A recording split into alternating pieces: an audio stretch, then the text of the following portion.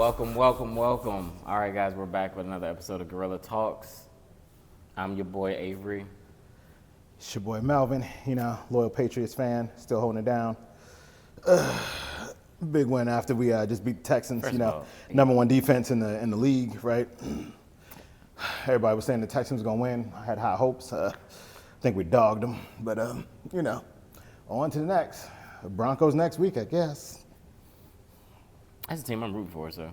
Oh, the Broncos? No, Patriots. Oh, okay, yeah. I had to look, to be honest. Like, I've been so busy. I'm like, who's in the playoffs? So I had to actually go look and look through the games. I was like, oh, okay. Well, that's easy. I was like, hope the Patriots win. So, amazing catch today. Bruh. That was. That one-handed booty catch, bruh. Stephon Diggs had a really nice catch. I mean, they was balling today. Okay, can't not. I'm like, yo, it is what it is. My team's at home, so I'm not a bandwagon. I don't jump on somebody else's team like, yo, this is my team. Like, no, my team is the Ravens, but we not there. So I am going to support somebody that's playing in the playoffs, so my support goes to the Patriots. I'm like, just like if the Skins was in it, I'm not a Skins fan, but I live in this area, and if my team gets knocked out, I support them next because I live in the area. That's true. But it is what it is. Yeah, today's kind of off the wall. We're gonna kind of just go with it. We did get a submission for a topic. I'm trying to remember exactly how to put it. Pretty much, when you're the person who constantly shows up for people, and it's not reciprocated back. Whether it's, I don't think it was nothing specific. Yeah. It wasn't like specific to like relationships or family or anything. It's like kind of broad. I think we've all been there. Yeah, definitely. Now, I mean, I can see how it weighs on people, right? Being constantly where you always have to be the rock, right? You always got to be that shoulder to cry on, right? But that means less and less, you have that. Yeah. Right? The more you are that for somebody else, the less somebody else going to be that for you. You got to deal with it by yourself, right? So, I can see how that weighs on people. Me personally, right? I almost look at stuff like that as, like, if you are mature enough and you really kind of found your purpose in life, then you look at it like a sneeze, right? And in the sense of saying, like, bless you. Like, if somebody sneezes, I say, bless you. I don't expect anything back. I don't expect you to say thank you. I don't expect you to be like, hey, good looking out, right? No. I said it because I knew it was the right thing to do, right? I said it because I knew it was the right thing to say, right? So I said it out of the kindness of my heart. That's how you took it and how you decide to respond to that is completely on you. Yeah. And the day that I feel like I have to look for it, then that'll be just the day I stop saying it. Yeah. That's a nice way to put it. I think I've been on both sides. Like, I get that part, but I think it's I guess I kind of look at it. I'm guessing that when they say it, it's more to the extreme. So, like, these are people that are like, I should have probably asked questions. But, so I'm not assuming so much. But I'm guessing that, yeah, that's what I'm learning. I mean, you start asking questions. Like, you probably thinking about it the same way I'm thinking about it, right? It's but like, it's harder to do on a higher scale. Yeah, or at least some people find it harder to equate on a higher scale. So I find it the same on any scale. Right? So if I'm giving somebody money, right, I'm constantly helping somebody out with food, or if I'm doing those things for you, know that I did it in the turn of not So I don't getting think anything back. that's what they were saying when they said it. I don't think they're saying they're doing it in the term of wanting something back. I think it's more of, that's what I'm trying to figure out the right way to put it. Well, I think after a certain time, you do expect something.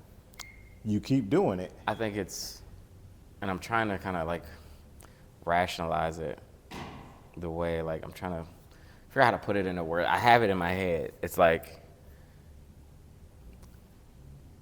baby girl's right there. I do for her constantly. At no point in time will I ever look and be like, unless I'm old and decrepit, why you won't reciprocate? Because it's not, in that relationship, it's not supposed to be that. Yeah. Certain friends, like, I don't look for you to reciprocate because the friendship just, ain't, you never gonna do it. I think what they're saying is like, pretty much like, if I look out, like, so I can look out for you. I'm like, boom, I'm here. I never look for you to give it back to me. But when I hit hard times and I like really like you bottom out, I think that's why when I say it's the extreme, I feel like the question came more from an extreme point. Like, I'm there for you, but I bottom out and you don't do anything for me. How does that make me feel? How should I feel about that? And I'm like, that's what I'm trying to remember exactly how it was worded, because the way it reads when you read it, that's how it kind of came off, but I can't remember exactly the verbiage that they put it in. Because it's like, it seemed more kind of like they were just like kind of left to handle everything on their own. Yeah.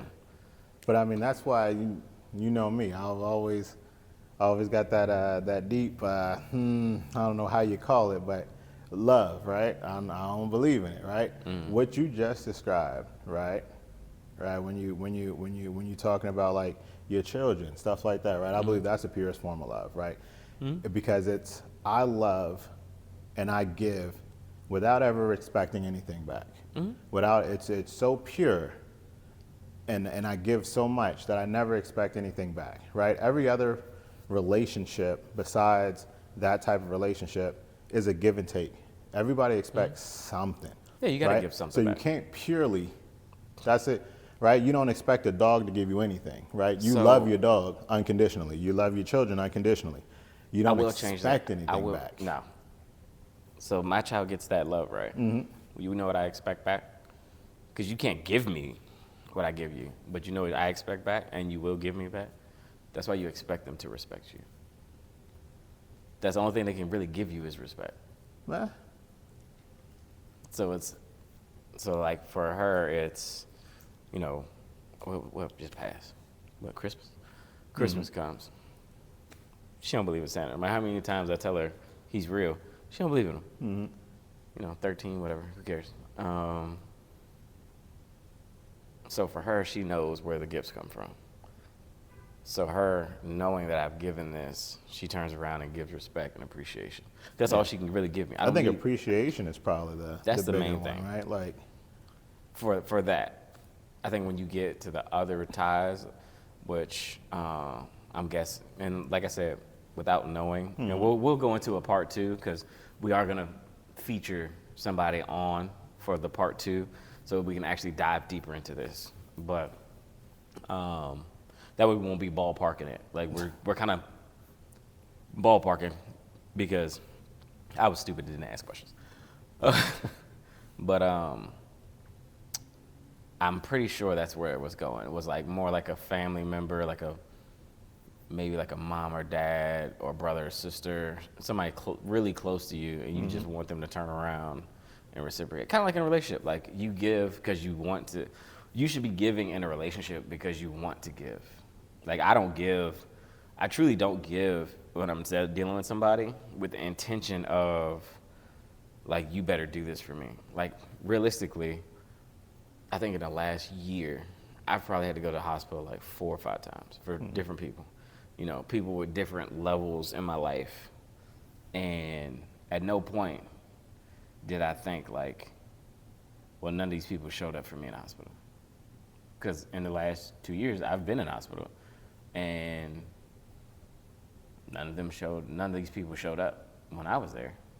One person did. But it's like, do I acknowledge the fact that it happened? Yes. But I don't like sleep, like I don't like lose sleep about it. Like I'm like, because my showing up, my stopping what I'm doing, that's who I am. If I care about you, I'm gonna stop. The moment I hear you're at the hospital, something's wrong, it doesn't even have to be that drastic, but if you are a priority to me, I'm gonna stop what I'm doing, and I'm gonna do that because I care and I genuinely care. I don't get there and be like, and I'm not looking at you like, don't forget I came. You better hold me down when it happens. So I definitely get where you're coming from. Like it should be from a genuine spot, but I get the opposite too.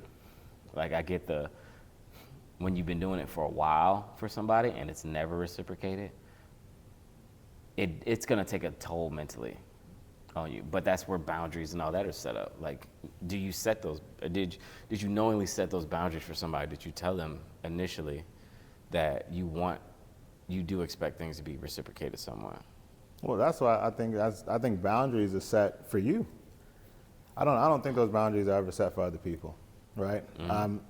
I deal with a lot of situations where I'm like, I want people to be them, right? I don't ever want to tell you something to change who you are. I don't ever want to tell you something to change your behavior. I want to see exactly who you are. Yeah. Because when you show me exactly who you are, then I can say, okay, cool. Then I know, Yeah. right? Then I can go ahead and I can move accordingly. And that's the only thing I can ever do in life, right? If you constantly try to change somebody, you constantly try to tell somebody something, if these are good people, and these people will naturally reciprocate for you, right? You don't have to ask. That's very true. If you do something for somebody and they're a good person, then they remember that. They remember who was there for them, who wasn't there for them, who needed them, who they will reciprocate without you even asking. If you constantly have to remind somebody what you've done, and you constantly got to remind somebody that they should be reciprocating for you, then that's it. That's your wake-up call. That's your number one right there. That's your, nah, this person is not good for me. These people are not for me, right? Yeah. And then that's when you have to stop becoming available. Yeah. Right? It's I dry completely up. Yeah. I'm like, one thing I've noticed from the difference, and I keep hitting on it, I noticed the difference between when I was the broken guy, fresh out of the divorce, like, and you have the anxious mentality, like, oh, everybody's gonna abandon me, woe is me type thing. So you're like, oh, you're more willing at that point to be like, I text you, you don't text back.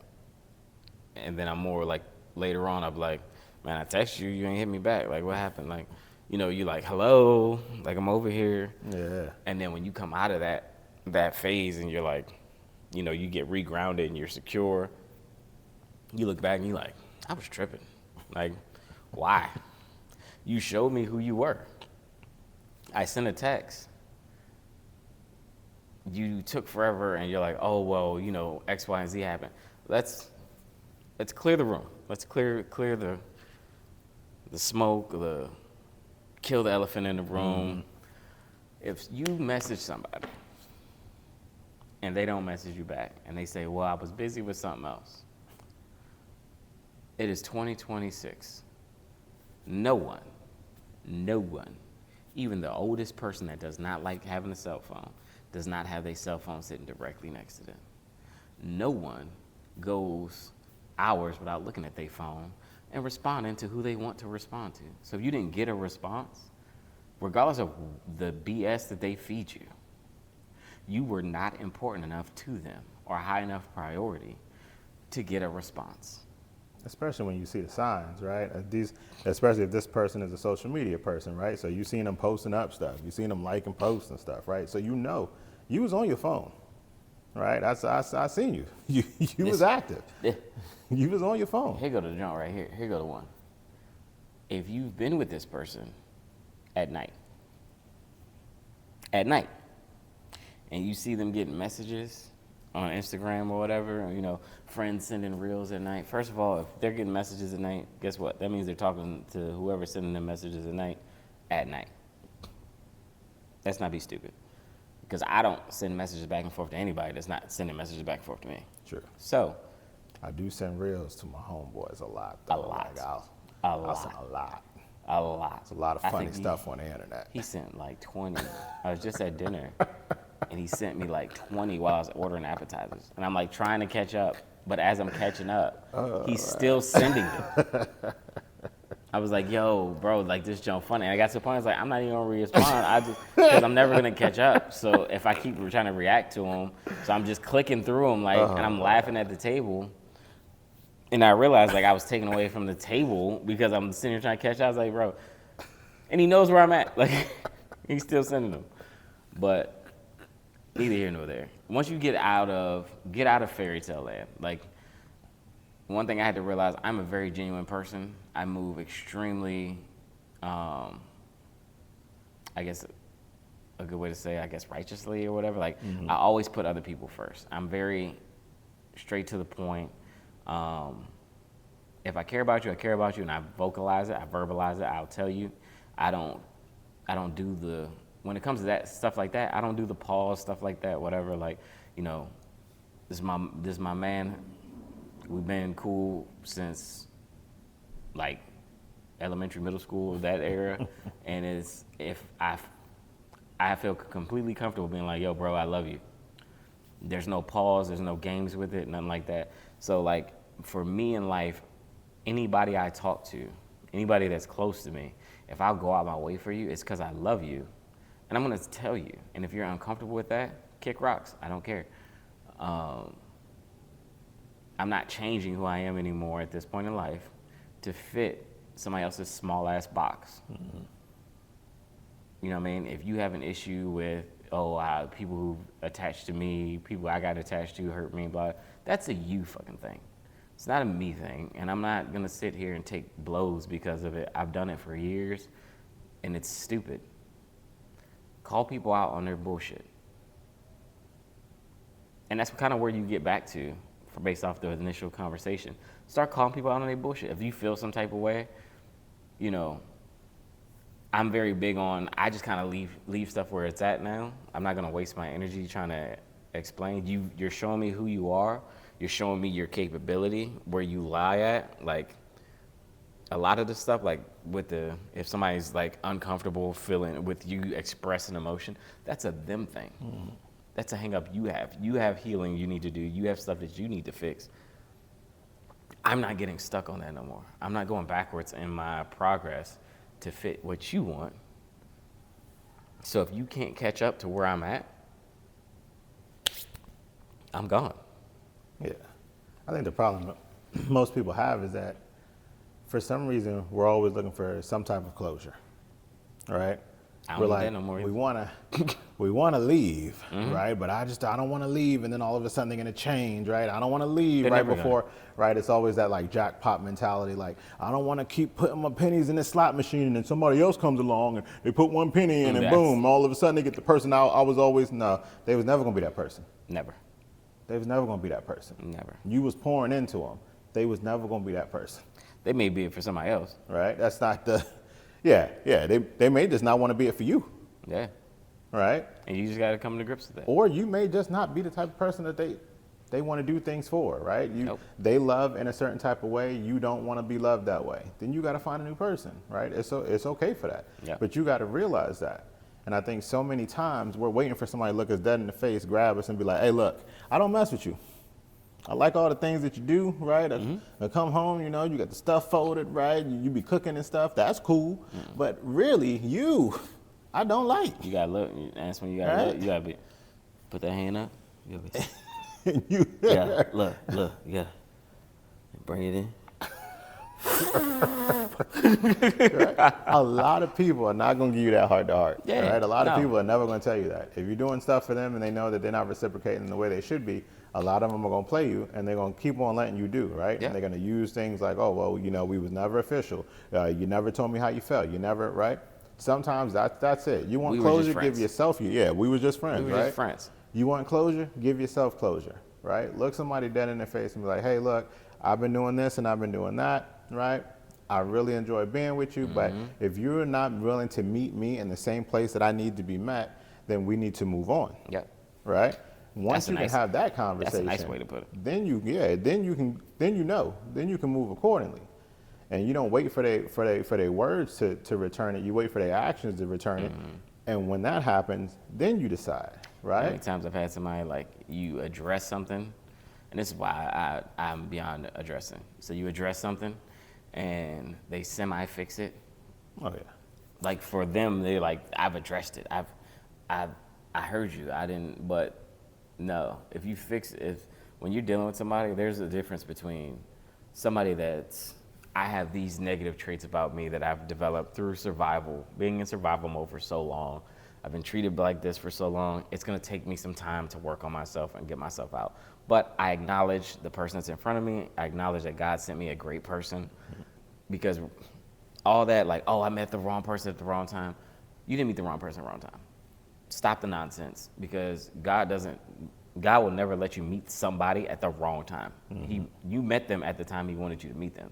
Now, your failure at showing up and being the person that you needed to be for that person, that's a you thing. Stop trying to put it on.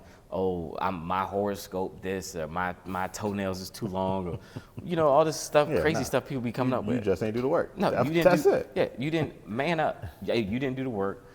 And regardless, if you're somebody who hasn't done work on yourself, you haven't done work on yourself. You have a great person in your life, and you've messed it up. Guess what? Regardless of how you want to view yourself, the pedestal that you put yourself on, I see it more with, and like I said, we're gonna be unfiltered 2026. I see a lot more with our own culture of women. Like you put yourself on this pedestal instead of realizing like I have a lot of hangups and baggage that I need to work on. So then when stuff happens and somebody's like, I'm just tired of dealing with this, they be like, oh, well, he fumbled me. Nobody fumbled you. Maybe somebody years ago fumbled you and you're still holding on to that same fumble. Like, it's okay. Look at stuff realistically. If you're dealing with somebody, you can love them all you want. If you stop talking to them tomorrow, take 2 weeks away from talking to them, if you no longer walk on eggshells, no longer stress, no longer like feeling like your worth doesn't matter, you didn't fumble anything. You grew from leaving that person behind. Mm-hmm. Yeah, it feels great to love them and care about them and all that, but you grew. Who cares? Oh, well. It would have been great if they could have showed up the way that you needed them to show up. It would have been great if they had got over all the stuff that they've been through, because they're not the only ones that have been through something. Just like when I was going through stuff, I know for a fact I'm not the only one who's been through something. So when I meet somebody, I'm going to tell you what I've been through, but I'm not telling you because it's a crutch. I'm telling you, because realistically, trauma does come back up. There's a potential for it to come back up. So if it does come back up, it rears its ugly head, we have a bad night and something plays up, or I have PTSD. So if it springs up sometimes, which mine does, you know where it's coming from.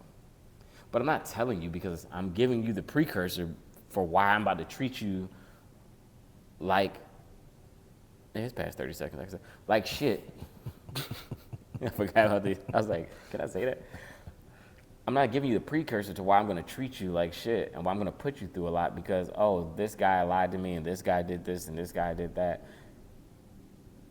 And I'm going to stay in a victim mindset. And this is what a lot of people do. They stay in the victim mindset so long and they put you through this and they put you through that and they put you through, right? Versus doing the work on themselves and just coming correctly. They're going to put you through something and put you through something. Why? Because guess what happens once you finally break? And you either snap or step away and walk off, they get to be a victim again. Mm-hmm. Oh, they only wanted to view me as this, or they were trying to push me to do that, and well, one thing I learned, and I don't care if it's the hard way or the easy way, I learned, in those situations when somebody starts doing that, stop trying to be correct. Stop trying to argue your point with this person, because immature people only give a shit about what other people think of them. That's why they get so caught up in the gossip and they did this, no, that's not the case, and da-da-da-da-da. You have the receipts. Realistically, you have the receipts. You have text messages, you have DMs or whatever, you have phone calls, you have people gonna give you that pictures. proof, man. Yeah, People gonna provide you with all the evidence. So, and I'm not saying to take it. It doesn't need to be public. You don't need to be childish. You don't need to be toxic. But when somebody tries to alter your reality, just go look at the proof. Go read back through it calmly. Don't read it emotionally and try to see something. Go back and read it calmly. Because you need to ensure that your mental state is taken care of. Don't allow somebody to come in and play with you.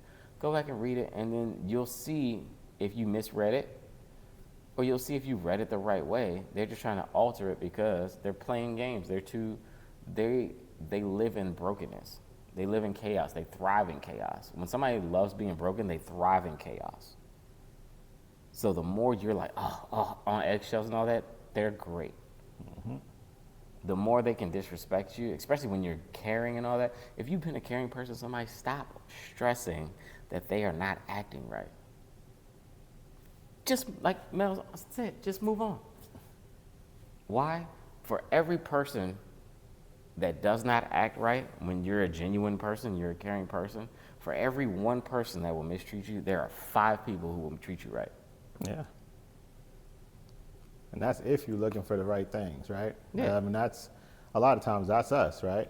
As when, especially like you just mentioned, like our culture of women, right? But I would argue it's not really our culture of women, but it's just the culture of women, right? Yeah. I mean, like the I'm a baddie culture, right? That's kind of that's what I Bad mean girl more about culture, right? Like, not black women. okay. That when I say our culture, I'm like, you know, this where we are, where we're from. Like I hate I can tell you, I almost hate everything about it. Like I'm like that baddie shit. But it's that's what a lot of people look for, though, right? I hate it. Like that's the I don't like nothing about it. that's almost the, what do they call it? Peacocking. That's the peacocking, man. It's the eye catchiness, right? Oh, I definitely was like, it's really not what the streaming service? So side note, peacocking is I was like, when somebody is wearing something bright or flashy. It gets your attention easily, right? Usually a lot of colorful things, right? Because in the bird community, that's how they attract mates. So they call it peacocking, right? So a lot of us, we are very prone to the peacocking, right? A nice watch, right? A nice car, a lot of jewelry, right? Gucci, emblems, right? Louis Vuitton, monogrammed, right? Like a lot of eye catchiness that really doesn't tell you about the person or what they're about or what they're doing at all, right? Most of the time, the stuff is probably fake anyway. And you like, Gucci ain't never made no Air Force Ones, so I don't know how you got the Gucci print on the Air Force Ones, right? But that's another story, right? Gucci ones. So that's right? But that's what a lot of us go for. We're like, oh man, what does it look like, right? Like, oh man, she's bad, right? Like that's our first thing. Like if you ever talk to somebody, they are so willing to take stuff from people that are undeserving because they look a certain way, right? From people who don't deserve the amount of attention and the things that you're given because they look like this, right? And you now are lowering your standards of what you really want and what you really need. And then you hope that this person changes, right? You hope that this person when you met that person knew exactly what they brought to the table. And they knew it was looks, right? They knew that you knew that they brought looks to the table. Broke as shit. Yeah. After you've been together for a little bit, they know that they ain't got no money. They know that you've been paying for everything, right? So now they know, okay, I'm here to be this trophy, this item that looks very nice, this new accessory that you can walk around with, show off to your friends and stuff, and it looks good, right? But at the end of the day, we know I don't provide any real value. You know I don't provide any real value. So now you've been with me for 2 years, and now all of a sudden you're asking for value. Now all of a sudden you're asking for substance from somebody. And we're like, substance and value wasn't a part of the commitment when we signed. And you gotta hold people, somebody told me once, it's the dumbest shit I've ever done. And I should have done it. They were like, you can't hold that against me. And in reality, I look back, yes the hell I can. I'm like, because I asked you to do, if you asking, especially me going through that period of needing to heal. I mean, if you think back, I couldn't even form sentences. I would literally try to have this conversation. This podcast would have went nowhere. No, it would have been all Melvin talking and me just like, up, yep, and then I would have got up. Now, we're here. Why? Because I stepped out my comfort zone. My comfort zone was sitting in the house, doing nothing, like, at the most, I'd smoke hookah, read a book, go to the gym. That was my life. And I worked a lot because, honestly, it kind of took the pain away and busied my mind. I focused in, I did what I needed to do, and I stepped out that box and started doing things that I'm not used to doing. I didn't like going on walks. I went on walks, went on jogs. I started going hiking more, started praying more. I got back into the Bible more. I got back rooted into where I was way back when I was, deep in the church. I call people that are close to me to do these things. Why? Because these are healing activities. These are calming activities. These are balancing activities. Every person that's around me now, every single person, there's not one I can't call and say, hey, how you doing? And then as we're talking, if they're having a bad time, I'm having a rough time, I'm like, yo, bro, let's just link up and pray for a minute, and then we can go do whatever we want to. And we can do that, and it's not awkward. You know what I mean? I've prayed with random people. Because I wear stuff like this everywhere I go. Unless I'm dressed like suit and tie, you can see like a cross on, you've seen it. I have crosses everywhere. I wear my religion proud. And I've had random people stop me and ask me to pray with them. They're going through something bad. And I have no issue doing it. Why? Because there's nothing wrong with me. I don't hold some crazy thought process like, oh, if I pray with this person, something bad's gonna happen. Like, that's wild. So when I heard that from somebody and they were like, you're like, yo, come pray with me. And they're like, no, because this person did something wrong to me and I prayed with them. I was like, what the hell does that have to do with me or us or anything to do with anything? And then they were like, yeah, I just can't see myself praying with somebody random. I was like, so you can't really be in the faith.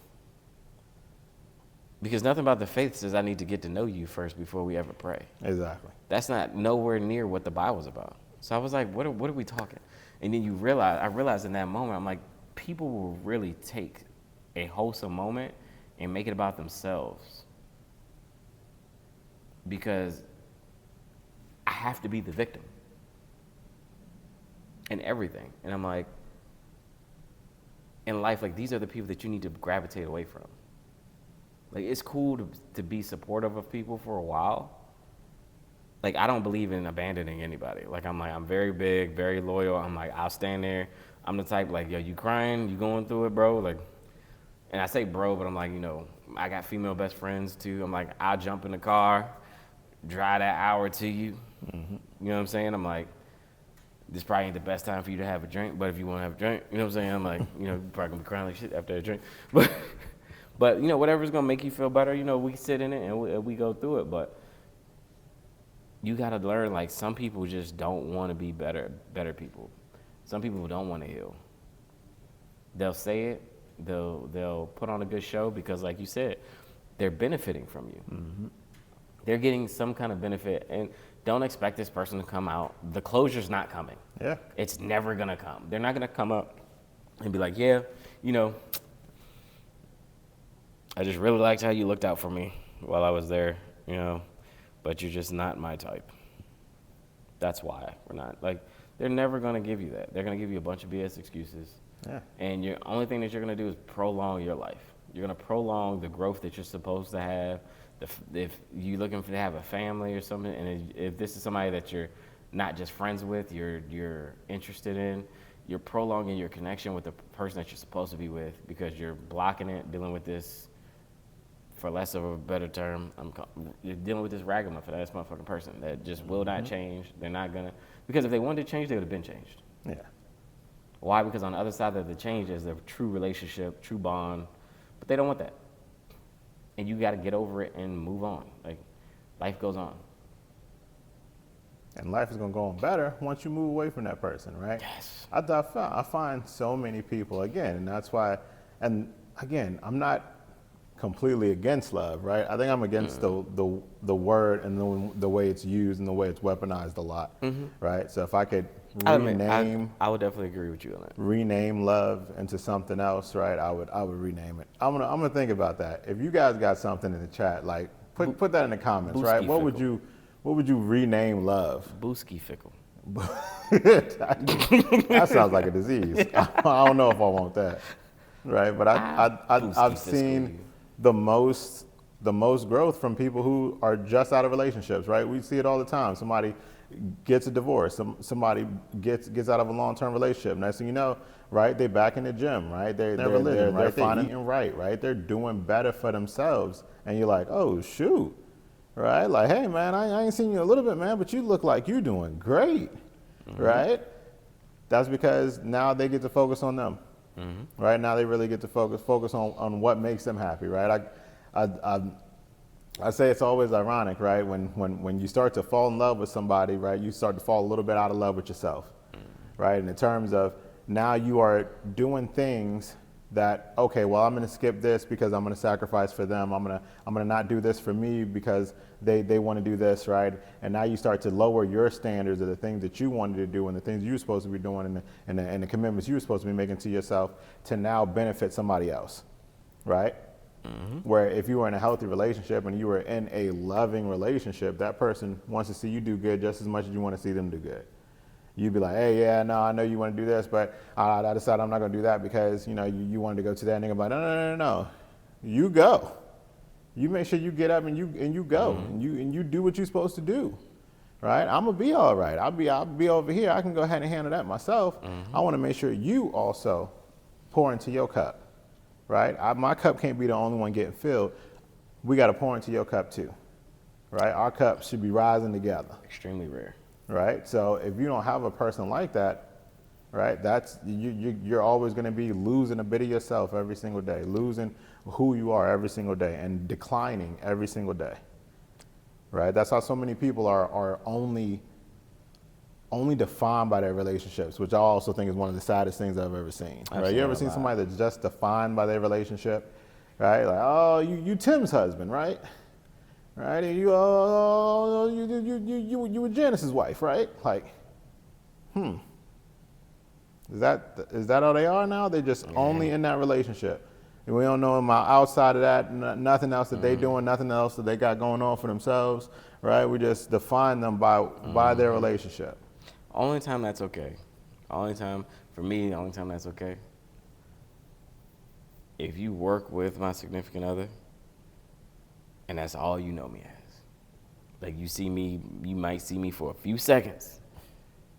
But once you get to know me, like you've been around me enough, I'm not identified by no relationship I'm in. Oh yeah. I'm like, that's the only time I can see that. It's like, I've only seen you maybe at a work function from her job. You saw me with a drink in my hand. What's going on, partner? Pound, and I move on. Oh yeah, you such and such husband, right? Yeah. I saw you at the Christmas party. That's a good point, because that's the only time I find it acceptable. That's it. Because I don't like, if you ever went somewhere and somebody know a little too much about you, then somebody talking a little too much. You ever go to like a Christmas party or something, and your girl's work husband got all your info? Best believe you got a problem. Look, I ain't never had that. Because you know what? You got a problem. You don't have a work husband. Because if you have a work husband, you don't have me. Oh yeah, they ain't gonna say they got a work husband. Trust me. Oh yeah. You run into that dude that know too much info about you. Oh yeah, man. Yeah, I heard you was trying to get two swings off your golf swing, right? 2 strokes off your golf swing. Hey, is it working out for you? Yeah, you still going over there? Yeah, she said you was day drinking and doing margaritas. You still that's just still a drink of choice. Okay, bet. That is true. You like because if they saying all that, trust me, when there's a problem, Yep. that's who they talking to. Yep. If they know that information, they know your problems too. The funny thing nowadays though, that ain't even an issue. Nowadays, only thing people know is your problem. They don't know anything good about the significant other. Never heard anything positive about the significant other. So to everybody else, they're like, why are you still dealing with this person? Like, if he's always such a bother to you, if he's such a drag. Why? Because when you're dealing with an unhealthy person is unable to share the positive moments. They get wound up in the positive moments. And they don't think to like, I'm going to brag about him. I'm going to boast about. I'm saying him because it's 2 guys here. I'm not just saying it like, it's not just at women. Men do the same thing.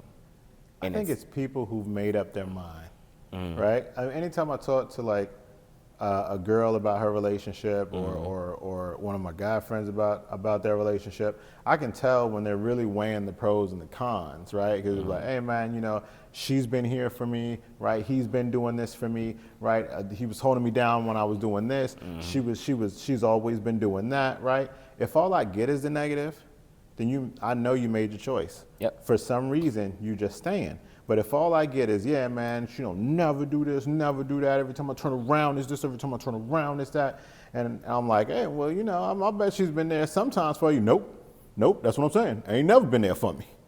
And I'm like, okay, so this is an easy decision. We've made our decision. So when you say that, Why are we here? when they talk like that, I look at it two different ways. A, she ain't never been there, she don't do nothing for me, da da da da da. So you leaving? Y'all done, right? Y'all keep going? That means you lying. That means you, for whatever reason, you're building a narrative for us to listen to where that person does nothing for you. I'm willing to bet that's a lie because either it's a lie or you're retarded. You are stupid because... Or that ass fat. I'm telling you right now, bro. People stay around for no good reason. Yeah, there's no way. Just for a fat ass and a pretty face. I will tell you straight out, you have the fattest ass. I'm gonna tell you, like, if you don't do anything for me, I'm gone. Like, the years of me, I got divorced for a reason. I didn't get divorced to go to another one. Like, so when you look at it and you're just like, it's either you're lying about that, or for whatever reason, I don't know at this point. Like, that threw me way off. The fat ass joke got me off. I'm telling you. It's either you're lying, and they actually do that, or you're choosing to stay in a place where you can stay a victim of this person. Because for some reason, you have to be benefiting something off this. I realize nowadays, and this is the sad part about, like, I'm going to say people in general, but I'm going to say men, because I notice it in men a lot more than anybody else, and that's because I'm a man, right? So the conversations and the things that I observe when we complain about, like, women, right? A lot of the complaints are the same, right? We complain, oh, well, they're not doing anything, they're just a pretty face. And then I'm like, okay, cool. Well, how did that tone get set? Because you accepted they weren't doing anything, and you accepted just a pretty face. That's it. Yeah. So man after man after man, we accepted that. And then all of a sudden, women who are attractive realize, okay, well, I don't have to do this, or I don't have to do that. I just got to be beautiful. And you're gonna bend over backwards. Well, cool. And this. And now that's where we are, It's become, right? It's I think people it's the men.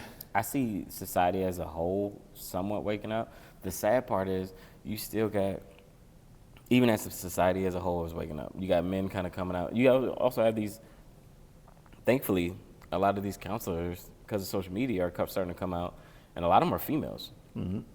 But again, we venture off into the immature mindset. These women are coming out and actually stating what's healthy, what's not healthy. And instead of acknowledging that they're telling the truth and it's factual, the immature, defensive woman comes out and they're like, oh, what the new thing? You sounding like a pick me right now. You sound like, she's a doctor. She don't need to be picked. Like, she's established. They're established. They don't need, trust me, they're not looking for men to jump in their DMs and be like, oh my God, you're so perfect. Anybody gonna fight against you trying to change their way, right? Yeah. If I'm a person who is very attractive and I've been preying on older women, right? And then all of a sudden some dude come out and be like, hey, look, you shouldn't be doing that with older women. I'm like, hey, shut up, bro. Watch yourself, brother, because you just mad because you ain't this fine. Nobody want to splurge on you. You mind your business, right? You stay in your own lane. You just mad because you can't get Gladys to spend that pension. That's on you. Society as a whole has started to look at women that actually stand up and do the right thing and care about a man the right way. They're like, oh, she's acting like a pick-me. Men that care about a woman the proper way, not out here sleeping around or whatever, they look at them like they simps. Yeah. I'm like, and it makes no sense whatsoever. So where do you get off calling people simps and pick-me's? Because your body count is higher than the amount of people that walked into a nightclub tonight. If you were to tell a story about an ex, you can't even remember the name of the ex that you just talked about to keep your story straight because you got so many of them. They love the way of life.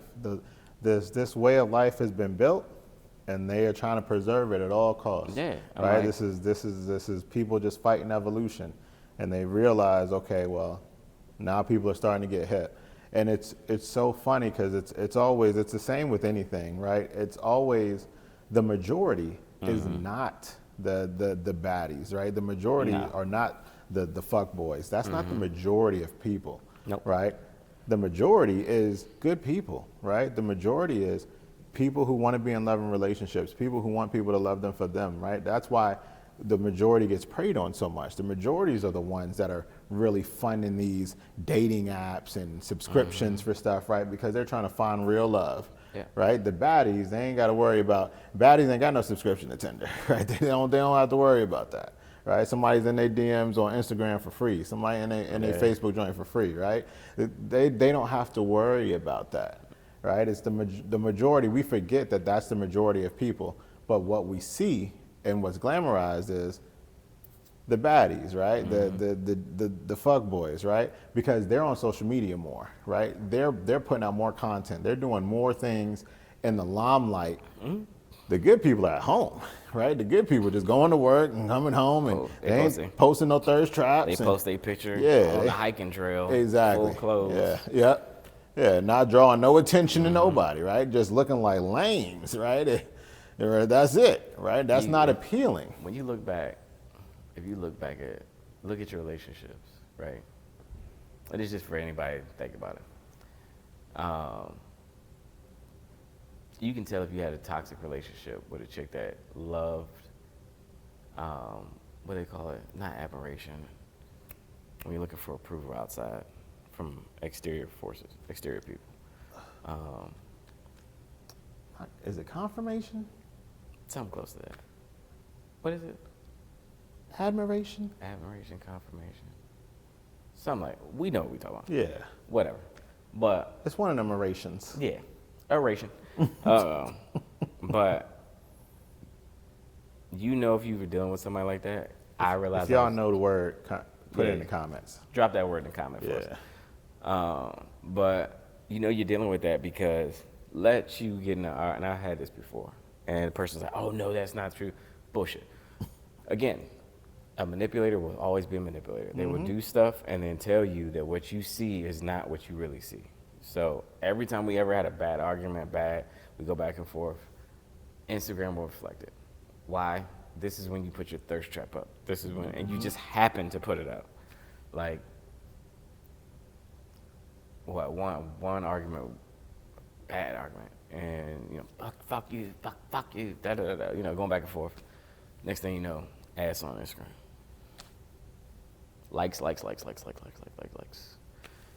And back then I was like, yo, you know, now when you see it, like you're wasting your energy because an admirable woman, a Christian woman, you know, a woman of faith or whatever, like, and you don't have to be, I'm not talking about, when I say Christian woman or a person of faith, I'm not talking about somebody who like walks around with a Bible in their back pocket. Like, I'm not that guy. I do sport my religious stuff, you know, I talk about it a lot, but I don't walk with a perfect walk. Like, you know, football season, they can't turn it off. But I don't walk with a perfect walk. I cuss. I do all the things most men do. Like, it is what it is. I just don't cheat.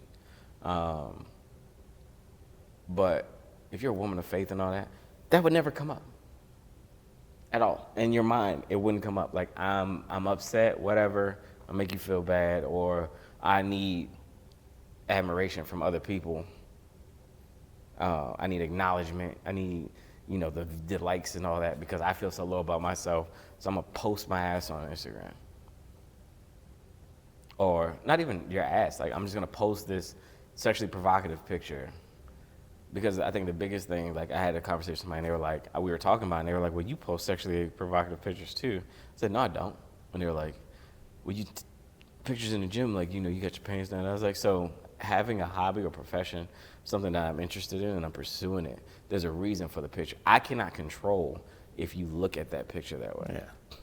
But it's a bodybuilding picture, just like any other female bodybuilder that's in a bikini.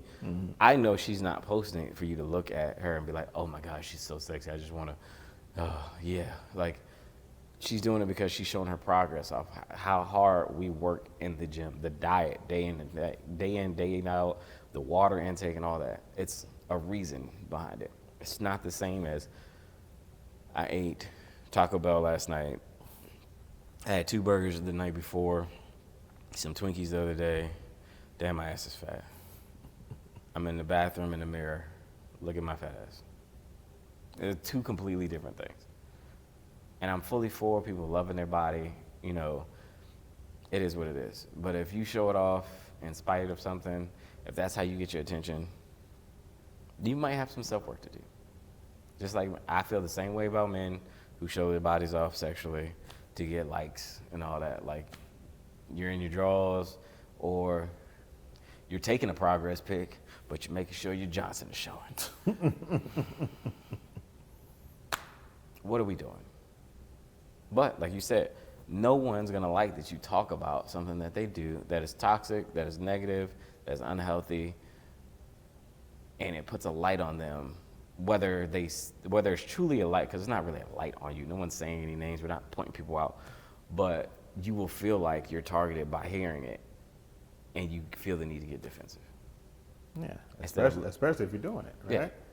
Like if you probably just triggered a bunch of people, right? A bunch of people probably like, oh, well, I post pics for myself. That's what they say. To make me feel good, right? I don't care about that's crazy because all the likes. Yeah, that's crazy because if that was the truth, I post my progress pics, for me. But to be honest, I hope I inspire somebody to pursue. I'm 36 years old. I've been doing this for 20 years. I'm trying to inspire somebody with this picture that they like. If he can do it, I can do it. They said the same. They're trying to inspire somebody so somebody. They don't have to work no more. Yeah, inspire somebody to beat their meat. Right. They said they're trying to inspire too. Inspiring somebody to masturbate. Right. This is a different type of aspirations. Yeah, aspirations, vibrations, all that shit. Right. Like they're doing the same thing. And then they be like, same people be like, oh, that's something I used to hear. Oh, I can't control what people comment on my picture, but you can control that like on that comment when they posted it and your ass went and liked it. Like, let's stop with the toxic negative behavior. My thing is though, when you do it, you know who you're attracting, right? Like, for sure. You know what it is that you're attracting. I can't stand when people do stuff like that. They attract a certain type of person, and then all of a sudden they are regretful about the person that they let into their lives, that they know how they attracted them, right? If you put a wild picture up, and somebody was like, "Damn, that ass look fat," right? And you was like, "Oh, well, thank you," and then you gave them your number, and now y'all dating, right? You know how that started, right? You knew what they came for. Right, the same thing. If somebody posts up a joint and he like, yeah, this is my progress, and some girl's like, that thing is thangin', and he's like, well, let me slide you this number real quick, right? And now y'all dating, and now you like, yeah, nah, she ain't doing nothing for me. Like, well, bro, what? And that's the crazy part. This is how you met. I've met the female that does that, but I've gotten those comments. Like I've gotten, and the funny thing is the reaction. So like, when I got the comment that said that, what was the first thing you think I did? I went right back to that damn picture. What the hell she see that I don't see? Because that's how much of your mind isn't on it. Like, you like, what are you talking about? What am I? I'm like, and that's where the emojis came from. That, and then somebody I was talking to actually made mention of a picture and was like, oh, you got it out there for everybody to see. And I was like, you know what? Never thought of it that way. Although I did recently get this comment. I was like, and that's where, if you ever look now, when I post them, always an emoji, unless I forget. You know what I hate? When I get a comment like that, I'm like, man, now it's gonna take time out of my day. Cause I'm like, okay, who is this? Now let's go to your profile. Now let me go ahead and read your profile. Okay. You're Tammy from Wisconsin. Okay, cool. Oh, you like dogs. All right, cool. I like dogs too. Let me see here. Oh man, okay, your grandfather just died. Let me go through here. Well, I'm going through your whole profile, right? You got kids and stuff. I don't really want to be a stepfather. I'm gonna just leave this one alone, right? I gotta go through the whole list. I don't even. Right? Some of us would be like, damn, she fine. So what's up with you? Yeah. Not me. I don't do nothing. I done dated you before I even responded back to you. I don't respond. I done played it all out. I literally look, and if it's like a motivational, like I can tell you take the sport serious. They like, keep grinding, or like you do the fire emoji or something like that, I'd be like, okay, like if you post the moment you say something, watch what you say. Cause I'm like, I won't unfriend you, I won't block you, I don't do none of that unless it's like extremely. I have blocked one person. They was like something about licking sweat off whatever. I was like, block. But See, at least in your space, you competing. I ain't competing, so I know when I post a picture and they said they just like your boy. So you know, I ain't looking for no type of motivation or nothing. They just feeling your boy swag. But I don't. Except for when they comment like, "Oh, that's a nice jacket," and I'm like, Do they make those in my size? They got that jacket in my size. I don't know. I like your style, Big Daddy. I'm like, Biggie, give me one more chance. Because again, Biggie, give me that's one how it starts, right? Yeah. That's why. They give you the signs at the beginning. It is funny that you say that because it was like almost like an oxymoron. Like listening, like, and when you heal, you will spend so much time going back and replaying conversations in your head and comparing different things that's happened. So something that was like that, when I met the person, I noticed all the comments about, oh, you look, damn, that thing looking nice, and damn, you fine, and damn, it's like, oh, thank you, and hard eyes, and all the shit back, and all that shit. And then literally, I remember sitting in the kitchen one day, talking, and I'm like, you know, you're trying to convince somebody who feels like they could never be loved properly that you love them. And I remember hearing like, it was like random as shit, and it was like, oh, do you only love me because I have a fat ass? And I'm like, so I get the 3rd degree, but it's fine. You love when they comment like that. You're like, word. It helps. I'm gonna tell you right now, it helps. Like, it's not the only reason. It's 5% though. It definitely helps, right? Sometimes I'm like, maybe I should leave, and then you turn around, I'm like, I'm gonna stay a little bit. I'm gonna stay. You know what? We can work it out. I'd have stayed in so many relationships. I am sick of this. Get out. Get your. Wait, 1 second. Hold on there. You always look wait like a minute that? there. Did you always? Hold on, Wait a minute there. Hold on 1 second. Is it sundress season already? Hold on now. Wait a minute. Look, is that the Bible? Let me put that Bible over here. Lord is my shepherd. You know what I want. Hold on now. Look. Let's talk this out. Did you see the Drewski Mega Church skit? Come watch it with me. Come on. You need to pay your tithes and offerings. But nah, man, it's wild. Like, I think, realistically speaking, I think a lot of people complicate what shouldn't be complicated. Right. Looking back at it, relationships are extreme, and I keep saying this now, relationships are extremely easy. They are very easy. Something happened to you with this person over here, correct? Yes. Whether they cheated, whether they did whatever, you need to take the appropriate time to get over it.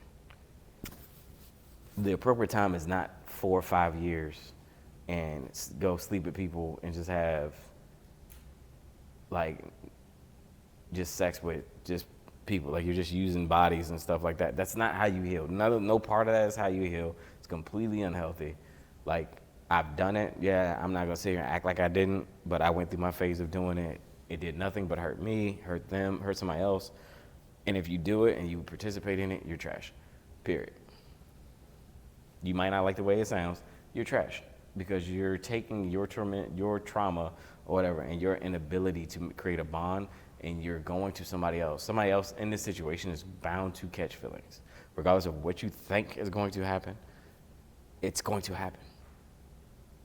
And where both of you might catch feelings, and where when you hit that point, because you haven't dealt with the issues that you've had, and like I said, nothing happens by chance. Mm-hmm. So you two meeting isn't by chance, but you'll ruin it because you're still stuck on Tyrone's ass, who cheated on you 5, 6 years ago, or walked out on you 5, 6 years ago, left you by yourself. You're like, oh, all men are gonna do that. That's crazy because you've been putting somebody through something for 2-3 years, talking about all men are the same, but he's still sitting in front of you, smiling, showing up for you day in and day out, and your raggedy ass still hasn't changed. And same thing goes for men. If you're sitting there, oh, well, I went through a bad divorce and she used me for X, Y, and Z, and you know, she walked out and was messing with somebody else. And if you move on to another woman and another woman comes in and y'all end up in a relationship, like you sit down, yeah, and since I just tapped on it, we'll go ahead and talk about it real quick. When I say end up in a relationship, that doesn't mean that you're shallow, broken down ass, never said we're in a relationship. If you are acting as if you're in a relationship, if this person's dedicating time, energy, and effort to you, and you're sitting there, right, and unless you have specifically said we are not in a relationship, if y'all have not agreed to that, you haven't agreed to, oh, you're still doing X, Y, and Z, you're healing yourself, I'm healing myself, you know, we're spending time, but we're just friends, like that. If you have not communicated these things, the time to communicate them isn't when feelings are felt and they're like, oh, you know, I'm glad we're building, and you're like, whoa. So who said that? I told you. Yeah, we had a conversation that we never really had, but we had it intellectually, like. When he's out here going through all the motions. Yeah, you remember when we and watched doing all the relationship things and making people believe it. What old folks used to say, playing house. Mm-hmm. Yeah, old folks be you playing house. Yeah, you out here playing house. Yeah. Right? And now you surprised that somebody think that y'all in it. Y'all in it together. But that's where you, again, maturity comes into play. Because when you're dealing with a mature person, it's only so long they're going to sit there and go back and forth like that anyway. And you have the conversation. Now, realistically, if you have the conversation, this person's incapable of making that leap forward, building into that relationship the way you need. Again, you do not get these years back. You do not get this time back. Do not allow somebody to play in your face. You're not getting this time back. So it's time that you're wasting on the wrong person at that point. Yeah. But when you move on, move on. There's no like, hey, big head, how you doing? Hey, like, how am I doing? I'm dead to you. Yep. Dead it. I'm dead. Hey, Slim, what's up? What you need? If you got to, get rid of your temptations, right? If that person on your side, block that person. Gone. Delete them. Start a whole new profile somewhere, right? I ain't doing all that. You tripping. Gone. You tripping. Takes too much work. I did that. But you know what, though? I did used to do that a lot. If you remember when I first started Instagram, I didn't realize this. I think I'm on like my 5th or 6th Instagram page. I went back and looked. I got an Instagram page that has like 7,000 followers. But I can't use it because now it's going to be obvious if I start using it. I ain't post a picture. Like, exactly. That's what I'm saying. Sometimes you just got to get rid of your temptation, right? If you know you got a sweet tooth, you don't buy sweets and keep them in the house, right? You just don't partake in it. Exactly. You put them in the car. That's crazy. Right? You don't be tempted all day. You got to do the little things that you know is best for you. Yeah. Right? I mean, it's just clear, cut, and dry, right? Like, shoot. When you cut them off, all right, let's talk about it. When you cut them off, the first few weeks are going to be rough. First few weeks to a month, maybe even 2 months. Yeah. You can go through withdrawals like anything else you've been addicted to. Anything else you had a problem cutting off. Anything else you had a problem stopping, right? They're going to be on your mind. You know, oh, I wonder what such and such is doing. Mm-hmm. I wonder if they're doing better than me. I wonder if they're happy right now. I want to be happy. Yeah, right? Like, and now the fact that, and then that's when you get to your lowest point. You get to the lowest point when you're like, I know I could call this person, and I know they're no good for me, but I know they would provide me a little bit of dopamine right now, a little bit of pleasure, a little bit of making me feel good, right? Just for that moment. And then you do it, and then you're like, yep, I shouldn't have done this. And you write down the same site. Why? Yep. Why? Because when you create this space, one or two things happen. And this is for the people who really want it to work out, and you're hoping for the best, and mostly men, men with great intentions. Because, I mean, there are some women that have the same, but a lot of times, I mean, nowadays, that's just not the case. So for the men that hope for the best and you hope this person will change. You've done work to change, but you're hoping that they'll do it too. Guess what? Give them space. Yeah. People who genuinely want to change with space. Give them space to focus on themselves, do them. Now, here's the trick. If you give them space, and I say trick because it's not really a trick, but whatever. You give them space and you find out that they end up being with somebody else, that's where they wanted to be the whole time in the first place. You didn't lose anything. Relax, calm down, go smoke a hookah. You know, if you need a drink to get over it. I probably would go to the gym. Don't go play basketball with this fool. But, because you don't need to get your feelings hurt and your ankle crossed. But realistically, like, when you give somebody space, if you're meant to be with this person, guess what? You're going to be with them. Because the person that's meant to be with you will never risk losing you. Mm-hmm. Period. They don't. I want you that much. I'm not going to risk losing you. Like, I do need to fix myself. They'll take advantage of the space, fix what they need to fix. I know that I came into this situation broken. Yeah. I was still holding this baggage. I was still dealing with this. Let me fix this. Boom, boom, boom. And they'll show back up in the right, accurate way. You should be able to have that mature conversation. Well, this is what happened that hurt me. This is why I did X, Y, and Z. Mm-hmm. This is why I did this. Boom, boom. They're not hard conversations at all. But an immature person or a person who has not done self-work will make these conversations, A, seem extremely hard to have, and B, when you try to have them, they're going to belittle the shit out of you. They're going to talk down to you. Oh, I don't want to have that conversation because I just don't care. Newsflash, if they didn't care, you wouldn't be in a position to have this damn conversation in the first goddamn place. Exactly. Y'all wouldn't be on the phone. You wouldn't be texting or nothing. They're just not able to actually step out and be mature enough to say, I lack the emotional intelligence to have that conversation. Those type of conversations scare me. I don't want to look internally at myself, and I don't want to talk about my emotions. Shoot, side note, this ain't got nothing to really add to the conversation. You can make this short if you want to. Add to it anyway. But do you remember back in the day when we was growing up, it was all the dudes that was dogs. Right? Mm-hmm. I look at it and I really think about it and I'm like, man, the women were the ones back in the day that we felt sorry for. It was like, damn, she getting dogged out, right? I was your lover and your secretary, working every day of the week, right? We was waiting to exhale and shit, right? Like we was feeling sorry for these women, right? Dudes was doing bad. I know, fellas, y'all gonna hate me for this, but I am not opposed to this new era, right? Only because I don't buy into it, right? You ain't getting a dime out of me, so you do what you do, boo boo. But I love this new little girls get what they want to get, right? I said it time and time again, right? When Cardi B and Megan Thee Stallion came out with WAP, that was my jam. Now from the top, make it drop. I'm like, I was like, this is what I'm talking about. This is thoroughly disgusting. I said, yes. I said, get it, girls. You know right? why? You know why I was thoroughly disgusted?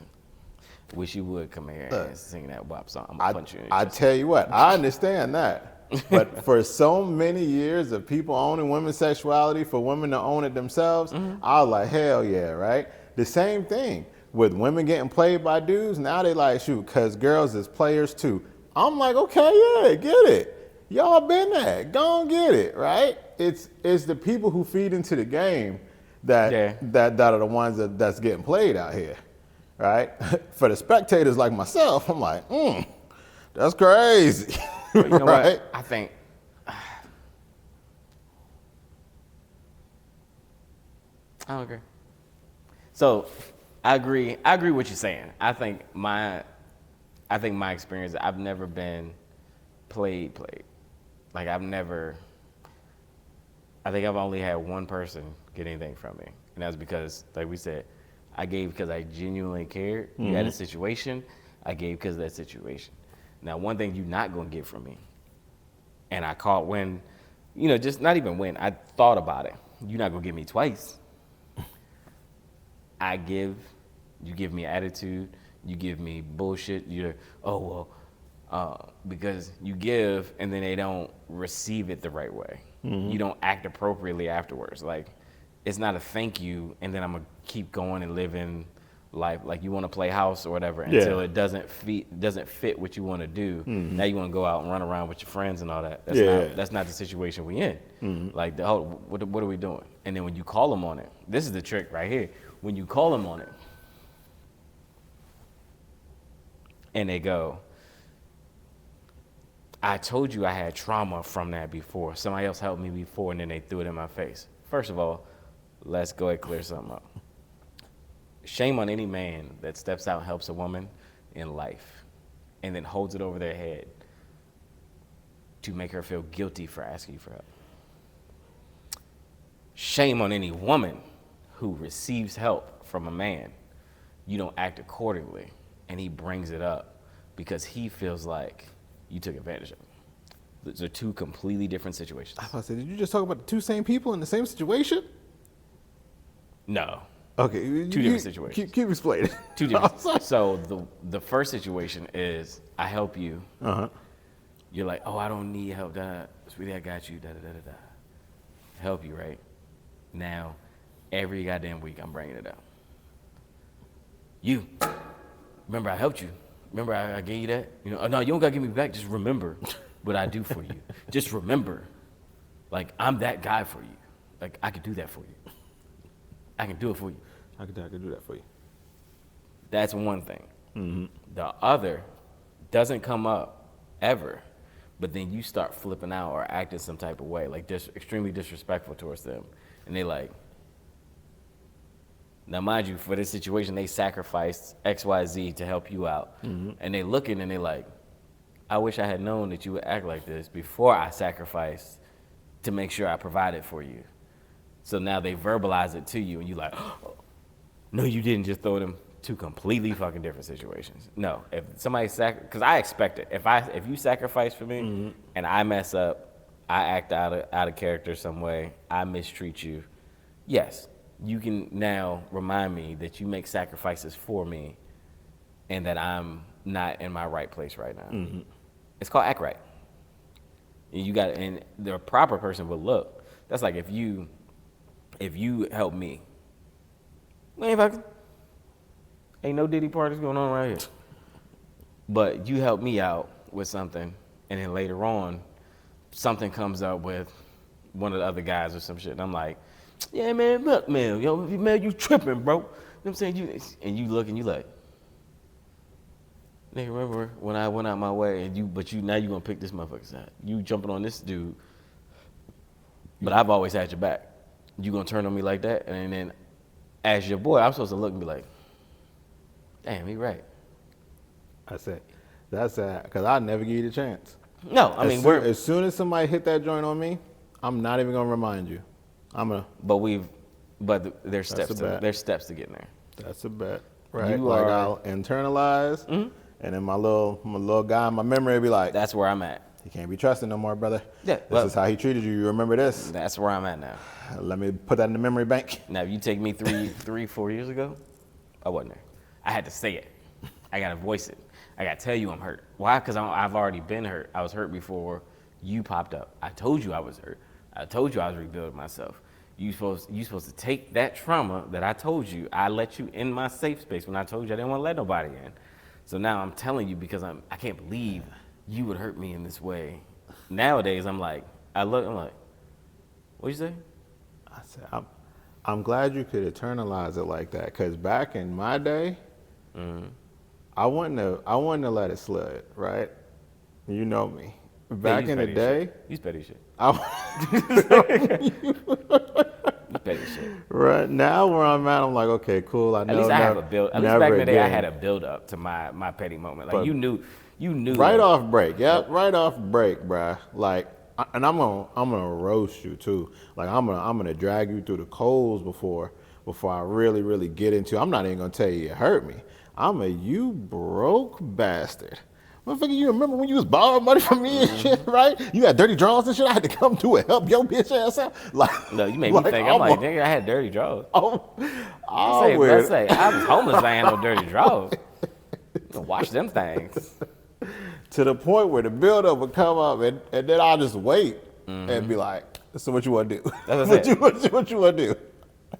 All right, I'm like, I know I done shattered your feelings And now. that's why I applaud myself so much, man, because I've gone so much. Like, now, today, you do something, I just be like, you don't even realize this is our last conversation. I won't change nothing about the conversation. I let the conversation carry on. I'm like, all right, man, I'll let you. Dab you up. I'm going to grab my stuff. This will be the last time we talk, last time we around each other. Yeah. Back in the day, you knew I was going to punch the shit out of you. That's what, I think that's the only difference is like you would go on them verbally, and me, I'd be like, be sitting there and be like, and I would always throw this man a look. I'd be like, somebody saying some shit, I'd be like,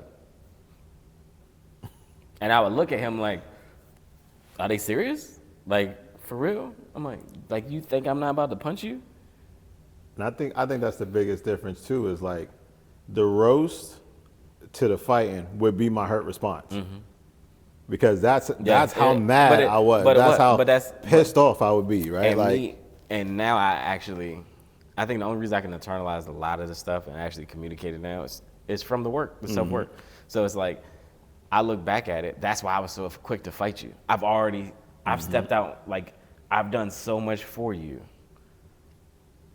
Like, there's one person in particular, if you think back, I'm not gonna say the name, always was there. Took care of him like he was like, almost like your own child. But he would say some wild off the wall stuff. And I'm like, yo, who are you talking to? And he, remember numerous times, I'm like, bro, I will break your face. Sit there and be quiet. And then we'd have at it, but he'd sit there. Why? Because you know what I'm saying is right. You know I sacrifice for you. I go out my way for you. You're not my child. You're not even old enough to be we don't have that big of an age gap with me. You're just like a young brother I make sure I take care of. I think that would be my thing too, like, because even after that, right? That's how I beat the nigga ass, and then I'd be like, it just be sitting on my soul for like weeks, bro. It do. Weeks, and I'd be It like, do. Now I'm like, okay, nah, I'm gonna just cut them off, right? It is what it is. It causes less pain. Now, yeah, and less headache and less worry on my soul. It's like less pain because it's like, I realized that was my way. That was how we were taught to deal with pain, to deal with disloyalty, betrayal, trash talk, disrespect. We were taught the answer to everything is your fist. Yeah. As long as it's a guy. If you was hurt internally, somebody had to be hurt physically. Yeah. Like that was like the golden rule. That was it. Like, oh, they hurt you? And even if they didn't tell you that, you learned it. Why? Because if you upset your parents, there was no conversation. The moment they got upset and their emotion, their nervous system was dysregulated or whatever, you got whipped. Luckily, hopefully you got whipped. We're not gonna keep going down that road, but hopefully you at least just got whipped. You praying that that's all you get. Yeah. So, what did we turn around and do? The way we were treated at home, we did outside. You disrespect me, you dysregulate my nervous system, I'm gonna dysregulate your face. But this is what happens when you grow as a man. Like I thrive in conversation where I'm able to sit and tell somebody how I actually feel. My daughters, close friends, my boys, my female friends, like I love any moment I can sit and actually, and that's why it bothers me if I go to, this is who I've become, and then you like, don't say those words to me, then go the hell away from me. I also feel like it's such a weight off your shoulders too. Like I spoke my piece, you reacted the way you reacted, right? Oh, yes. I cut you off. That was my closure. I'm good. I said what I need to say. And that's the healthy, I said what I need to say. My soul is light. A lot of people say stuff like that, and you just said a bunch of ignorant shit. You never said how this person might have hurt you at some point, why you so defensive with them and all that. No, fuck you, you kiss my ass and da-da-da-da. Great, you did nothing but spread dysfunction, and now I'm still not gonna talk to you. Yep. Appreciate I said who you are. I said my piece. And that's the craziest part is these people, again, show you who they are, but out of love and wanting to be that genuine person and care about somebody, they will show you who they are and you will twist and torment yourself. And you will take that image and just almost like a Rubik's Cube, and you will twist it and turn it, right? Their Rubik's Cube got all different colors on each side. And you will sit and work with it until it's perfect for you to see. Uh-huh. But underneath what you see is still the same twisted person. Yeah. You hand that same Rubik's Cube to somebody else, it's still going to be all sorts of different colors in different spots. They'll be like, I don't know what you see. Yeah, you see it But this that is way. still combobulated. This does not make sense. So I'm not big on sharing your personal relationship with somebody, with people. But if you're in one of these situations and you have people that are loving and caring around you, take what you've dealt with, take how you and this person interact, and just go give it to like 3 or 4 different people. But share everything. You can't just share like something that you think is messed up. Share how you react to certain stuff and all that too. Share both sides and ask them if you should still talk to this person. I guarantee you the answer is no. I guarantee you probably already know the answer, Yeah. right? Typically, you already know. If you're going to go share it to see, you already know the answer. We've all watched like Maury Povich when you were sick out of school, right? And they're like, yeah, Maury, I think he cheating on me. And they running the clips and he giving the excuses. And you like, hell yeah, he cheated. Everybody know he cheated. Just saying, Right? man. That's how you look. That's how you look. Everybody can see it clear as day. Yep. Except for you. You The still out only- here taking them dumbass excuses. The only time and again, I probably have more conversations about these things than most because of what we do. But the only time I find it acceptable, and I say that for lack of a better way to put it,